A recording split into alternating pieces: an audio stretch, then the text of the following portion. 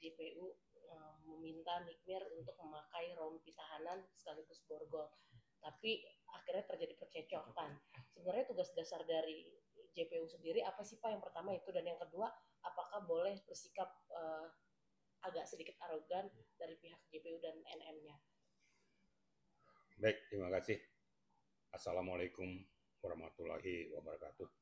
Selamat siang dan salam sejahtera untuk kita semua. Ini sebenarnya sudah saya ulas juga kemarin ya. Kita mulai dengan peristiwa sebab akibatnya. Jadi kita jangan menohok dulu kepada momen pada saat mau dipasangkan rompi tahanan dan borgol. Tapi awal mula peristiwa yang kita mulai. Jadi kalau saya bicara itu selalu runtut dari hulu ke hilir. Itu kan bermula daripada tindak kekecewaan daripada seorang Nikita. Karena pada saat dia meminta untuk diperdengarkan dia punya flashdisk tidak diperbolehkan. Nah kan saya udah pernah bilang sangat saya sayangkan. Saya bilang harusnya kalaupun mau diperdengarkan kepada publik ataupun agenda sidang, kalau tidak pada saat itu disampaikan saja, nanti untuk agenda berikutnya akan kita perdengarkan. Nah, kita gabungkan dengan ajang pembuktian yang lain, kan begitu. Nah faktanya itu terjadi kan gitu. Nah, setelah terjadi itu kemudian timbul kekecewaan dari yang bersangkutan sampai dengan selesainya persidangan. Hakim meninggalkan lokasi, kemudian JPU juga demikian. Nah tibalah pada saat ya mau kembali ke rutan. Nah memang sudah sesuai dengan SOP. Ya, ini SOP internasional loh ya.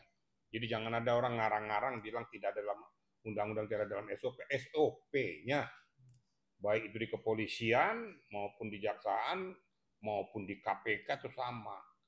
Berpindah dari suatu tempat lokasi ke lokasi yang lain itu pasti digunakan. Ya. Kenapa? Satu, supaya dia tidak melakukan perbuatan yang dapat merugikan orang lain, termasuk pada dirinya sendiri. Gitu loh. Yang kedua, bisa saja pada kesempatan itu digunakan untuk melarikan diri karena sudah kalap dia. Masalah nanti setelah itu nanti apa mau ditembak atau mau terserah nanti. Tapi kan sudah membuat suatu peristiwa baru akan terjadi. Nah sebelum itu terjadi, diadakanlah faktor pencegahan dengan cara seperti itu. Nah, jadi itu sah-sah saja. Jadi jangan ada yang bilang bahwa itu tidak ada ketentuannya. Ini belajar di mana lagi itu, saya juga nggak ngerti. Ngarang-ngarang aja yang ngomong itu. Itu sudah sesuai dengan SOP, jangan-jangan dibuat lagi problematik yang baru. Kemudian kalau ditanyakan tentang masalah kok arogan, bukan arogan. Itu saya bilang itu situasional seperti itu. Saya melihat kok pada saat mau dipasangkan rompi kan Nikita kan lawan, nolak, melemparkan tangannya. Kemudian terjadi debat di antara keduanya, di antara JPU maupun dengan Nikita. Kemudian perlu saya ingatkan kepada kita semua. Ada yang mengatakan bahwa itu ngapain JPU turun untuk melakukan itu. Itu di dalam kewenangan JPU. Jangan salah. Kalau petugasnya melaksanakan tugas lapasnya itu atas perintah JPU. Jadi nggak ada yang salah apa yang dilakukan oleh JPU itu. Nah, tinggal cuma hanya dalam situasional itu terjadi kisruh seperti yang disaksikan oleh khalayak ramai di agenda persidangan. Yang seharusnya tidak boleh terjadi. Hanya saya mengingatkan kepada kita semua, ya hati-hati dengan agenda persidangan. Berkali-kali saya sudah katakan, mau apapun, ya, hakim itu mempunyai hak subjektif, hakim itu mempunyai hak untuk memutuskan sesuai dengan batas kapasitas maksimal ya sanksi hukum yang diberikan. Demikian juga JPU melakukan tuntutan maksimal bisa saja.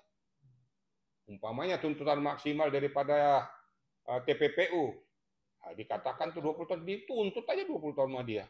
Nggak ada yang salah dalam undang-undang. Karena apa? Ya itu tadi saya katakan, makanya hati-hati. Makanya di agenda persidangan itu jaga ketertiban itu. Ya. Karena seluruh peristiwa persidangan itu adalah tanggung jawab daripada majelis hakim. Dia berhak mengusir siapapun yang mengganggu persidangan. Dia berhak memanggil siapapun untuk memperjelas cerita daripada persidangan tentang suatu peristiwa. Itu perlu supaya sampaikan kepada media dan publik maupun netizen, boleh kita tuh fans, tapi jangan fans buta. Ya. Fans buta itu bukan malah bagus, malah nanti merusak daripada orang yang sedang bersidang. Nah, ini tolong, jangan ikut-ikutan daripada pengunjung teriak-teriak. Itu bukan makin baik, malah makin merusak. Cukuplah peristiwa-peristiwa yang lalu sudah terjadi. Nah, ini yang perlu sampaikan kepada media.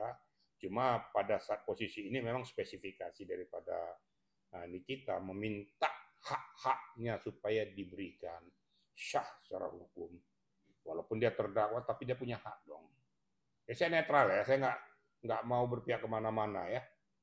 Jadi supaya semuanya equal, semuanya bisa mencerna hukum, semuanya bisa dapat seedukasi, biar jangan sampai salah mempersepsikan peristiwa itu. Gitu kira-kira. Pak, berarti benar dong Pak, bersikap tenang bisa meringankan hukuman, dan termasuk Nikmir dengan yang arogan malah memperberat. Lah, saya katakan benar itu tergantung kepada analisis daripada JPU maupun hakim. Kan saya nggak mau menjas. Tapi sebaiknya, kalau kita mau memberikan argumentasi, walaupun bertentangan dengan apa yang didakwakan, tetap aja dengan barikade hukum dan undang-undang. Nggak usah dengan sikap yang keras dan lain sebagainya. Tidak akan mendukung. Nah, buktinya sudah banyak kelihatan. Yang ada kasus narkoba, saya nggak sebutkan lah, ada orang pejabat tinggi lagi. Ya, karena teriak-teriak di sana tuh, berikan sanksi seumur hidup langsung. Nah, makanya di persidangan itu ada pertimbangan-pertimbangan hakim yang mengatakan, ya, kenapa putusan hakimnya lebih ringan, jauh di bawah daripada tuntutan maksimalnya. Ya, karena satu, orangnya sopan, tidak berbelit-belit, mengakui perbuatannya, dan tidak akan mengulangi perbuatannya, dan lain sebagainya. Sehingga persidangan berjalan dengan lancar pada saat majelis hakim memimpin persidangan itu. Akhirnya pertimbangan hukum dan pertimbangan kemanusiaan dilakukan oleh hakim tersebut. Itu kira-kira media ya. Apalagi Niki sampai menuduh atau diduga JPU dan hakim itulah yang membuat Niki membuat. Nah, ini yang kita hati-hati. Itu kan sudah menjas. Boleh kita dongkol, tapi jangan menjas, jangan mendahului hukum. Nanti akibatnya apa? Kontradiktif. Akhirnya merasa terhina, merasa siapa si JPU-nya itu atau hakimnya itu merasa tersinggung, bisa saja terjadi berbalik. Nah, seandainya tidak terbukti, tidak pernah melakukan perbuatan itu, kan mereka bisa menuntut dengan peristiwa pasal baru. Ini kan sudah terjadi, ya.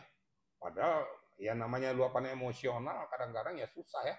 Tapi harus kita jaga di pengadilan. Tapi jangan sampai menghina pengadilan itu sendiri.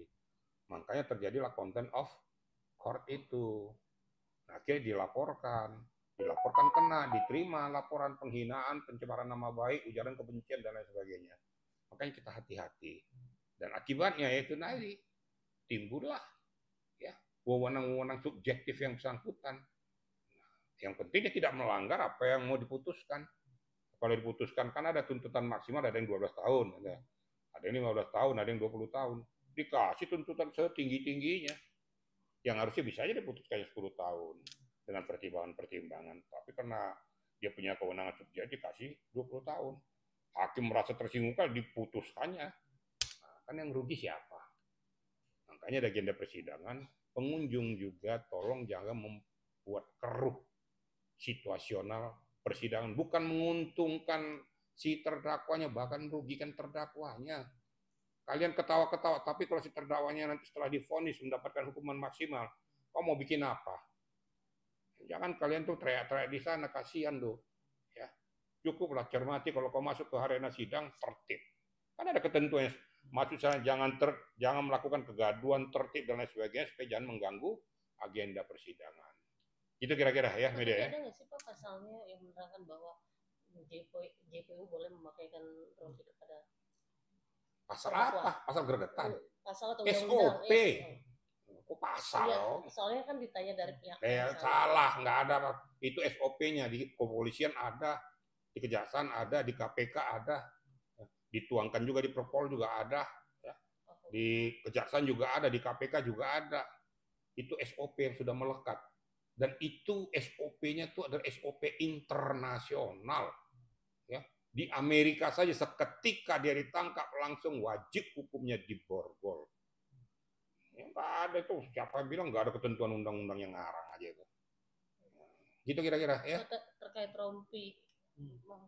Yang jadi kan tuh di belakang rompinya itu dia tahanan kejaksaan dengan tahanan pengadilan ya. Nah, terus yang punya wewenang atau kehendak tinggal kita lihat. Kalau nanti kewenangannya kewenangan kejaksaan, pasti kejaksaan punya itu. Kalau sananya kewenangan pengadilan, pasti pengadilan punya. Kalau kewenangan daripada penyidik, pasti kepolisian punya. Dan ada jenis-jenisnya. Ya, warnanya juga berbeda loh. Warna kejaksaan dengan kepolisian dengan KPK beda loh. Nah, makanya tergantung siapa yang punya kewenangan untuk melakukan penangkapan dan penahanan dan berpindahnya dari suatu tempat ke tempat yang lain. Nah, contoh aja, kejaksaan meminta pertolongan kepolisian untuk mengawal ke rutan, kan gitu. Berarti kan dipakaikan oleh petugasnya, tapi itu perintah JPU gitu loh. Jadi nggak ada yang salah. Kalau JPU-nya datang waktu itu memasangkan itu nggak salah. Emang kewenangan dia kok. Itu kira-kira ya. Tapi saat Nick Mir memberikan flash disk, tapi hakim langsung meninggalkan. Ya kan saya udah bilang, secara pribadi saya kasihan. Ya, nggak boleh. Kita kan mau tegaknya hukum dan adilnya hukum. Pada saat ini kita meminta supaya diperdengarkan ini, ya setidak-tidaknya kalaupun tidak diperdengarkan pada saat itu, disampaikan kepada yang bersangkutan bahwa akan diperdengarkan pada persidangan berikutnya gitu loh. Jadi ada kepastian bagi kita akan diperdengarkan atau mungkin kena durasi waktu dan lain sebagainya. Tapi jangan ditinggalkan begitu aja, tidak memberikan tanggapan dan jawaban tentang masalah bagaimana flash disk saya nih. Ini kan hak saya untuk membela diri saya. Faktanya terjadi seperti ini. Ya inilah buktinya. Sampaikan saja kalau memang kita mau transparansi hukum, tidak bisa sekarang, oke, kami tampung, nanti akan kita perdengarkan pada agenda persidangan berikutnya. Berarti kan ada kepastian hukumnya kan gitu kan? Oke, itu aja ya.